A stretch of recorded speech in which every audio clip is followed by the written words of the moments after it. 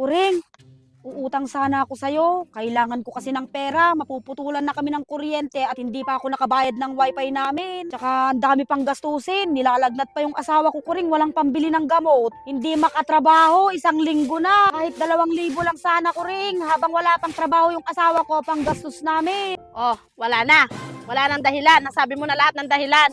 Kayong mga mangungutang, kapag nangungutang, ang dami ninyong dahilan. Daig ko pang doktor, lahat na lang ng dahilan ninyo, sinasabi nyo, bakit mareresetahan ko ba kayo? Hindi ko naman tinatanong kung aanuhin mo yung uutangin mo. Diyan ako naiinis sa mga umuutang na ganyan na ang daming kwento, ang daming ano.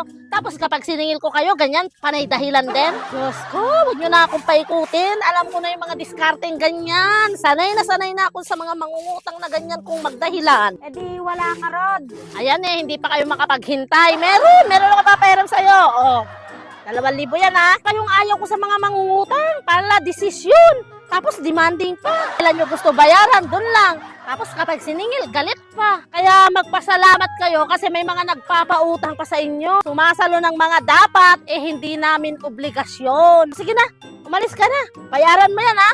Oo, sige, Kuring. Salamat, ah. Ay, kaka-stress kayo.